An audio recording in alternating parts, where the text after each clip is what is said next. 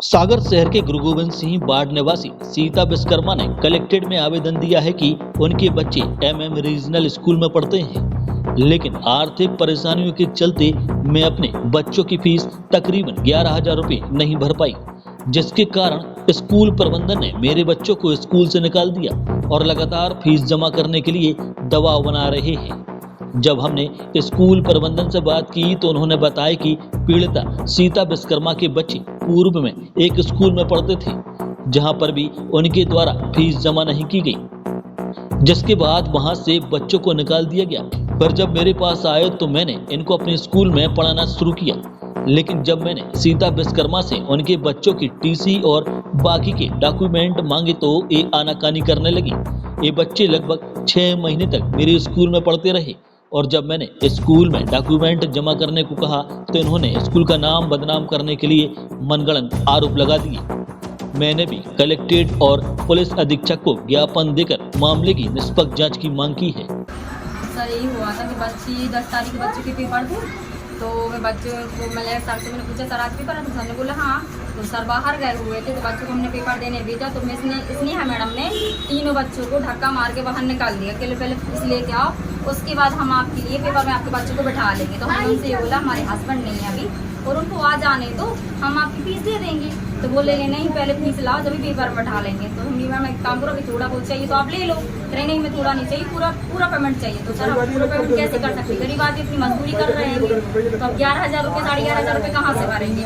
उसके बाद हमने बोले हस्बैंड को आने दो, तो बोले नहीं। तो ठीक है हम बच्चों को लेके वापस आ गए। फिर उसके बाद इन्हें पता नहीं सर ने बोला वो जूने भी, तो फिर मैं वापस बुला के तो बच्चों को हमने एग्जाम देने वापस भेजा। लेकिन जिस दिन से वो एग्जाम चले उसी दिन से ही परेशान कर रहे हैं। कौन कर रहा है परेशान? इसलिए हमें फहीम खान कौन है ये स्कूल का सबसे बड़ा सर है और हमारे हस्बैंड ने भी बात की थी, उन्होंने बोला था कि सर हमें आ जाने दो, हम आपकी पेमेंट दे देंगे। लेकिन कल भी ऐसी गंदी गाली देने लगे, मनी से कह रहा हूँ तुम्हारे हस्बैंड को नाम लेके बुलाया तो ये गए मेरे बच्चों को स्कूल नहीं भेजना। तो साहब हम लोग गरीब आदमी, हमारे बच्चों की तो पूरी साल खराब कर दी ना इनने। तो मेरे बच्चे कहाँ जाके गाली दे रहे, तो अभी धमकी दे की कर रहे, तुम अभी बीवी को समझा लो, हमारे स्कूल में मत आना, हमारे स्कूल में बच्चे मत भेजना, हम पढ़ाएंगे नहीं।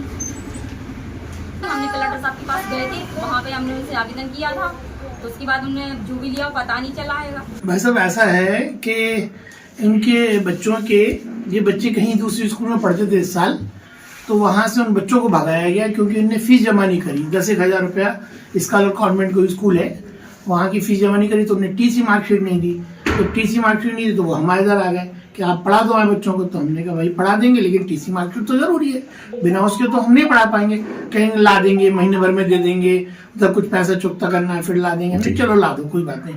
फिर उनके लिए कुछ उनको परेशानी थी पैसे की, तो कहने लगे कि भाई आप हमें मदद कर दो, बच्चों को ड्रेस किताबें दिलवा दो। तो अब मैंने उनको ये 10,000 रुपये मदद कराए उसके लिए कि चलो बच्चों को आप ड्रेस दिलवा दो, किताबें दिलवा दो। तो मैंने उनकी ये मदद भी कर दी, सब कर दी। और एग्जाम भी ले लिए, ये कॉपियां बच्चों की रखी हुई हैं, उनके ये हाफ ईयरली क्वार्टरली सब हमने उनके एग्जाम भी लिए बच्चों के। लेकिन अभी हमें बीआरसी में मैपिंग के लिए बच्चों के नाम भेजने हैं। अब भाई साहब उसमें हम कैसे बच्चों के नाम भेजें जब उनका नाम ही नहीं लिखा गया, जहाँ पर डॉक्यूमेंट ही नहीं है, उनकी कोई टीसी नहीं है, कोई मार्कशीट नहीं है, कोई फोटो नहीं है। अगस्त में आए थे ये लोग, तो सितंबर, अक्टूबर, नवंबर, दिसंबर, अभी 4 महीने हो गए और कोई फीस नहीं दे रहे हैं। करीबन 11-12 हज़ार रुपए इनकी बच्चों की फीस है। उसमें हमने एक बच्चों को फ्री भी कर दिया। 3 बच्चे हैं, तो एक छोटे बच्चों को हमने कहा चलो इस बच्चों को फ्री पढ़ने दो, और बाकी बच्चों की मैं आधी फीस ले रहा था। लेकिन पता चला भाई परेशान है, तो हमने कहा पैसे भी ले लो तुम, हम फीस भी माफ कर देंगे, हमें पैसे फीस से लेना देना नहीं, लेकिन हमें डॉक्यूमेंट चाहिए। जब डॉक्यूमेंट नहीं देंगे तो परेशान, तो यहाँ पे आगे वो गाली गलौज कर गए कि हम ये कर डालेंगे। नहीं, घर तो अपन ने देखा ही नहीं है। अब उनका ये है कि वो तो पुलिस अधिकारी बन के वो लेडीज ने हमें फोन करा, जो हमारे पास रिकॉर्डिंग पूरी है, और मैं वो टीआई साहब को भी सुनाई है, एसपी साहब को, कलेक्टर साहब को भी सुनाई है। उन्होंने ये कहा कि हम अधिकारी बोल रहे हैं कैंट थाने से, और आप ना इन बच्चों को पढ़ाइएगा, और अगर इन बच्चों को आपने नहीं पढ़ाया तो हम आपकी स्कूल बंद करवा देंगे, और ये करवा देंगे, वो करवा देंगे, बदनाम करवा देंगे।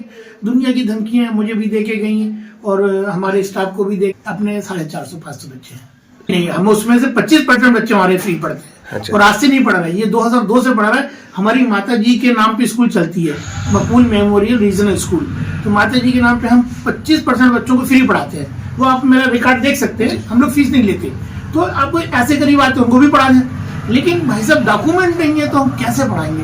तो हमने उनसे कहा भाई डॉक्यूमेंट लाओ, डॉक्यूमेंट हमें तो डॉक्यूमेंट दे दो, हमें तो खूब पढ़ाओ आप। लेकिन एक बात और है, जो ये जिस स्कूल में पढ़ते थे पहले, वहाँ इन बच्चों को जो आए तो इन बच्चों को अपना नाम भी लिखना नहीं आता।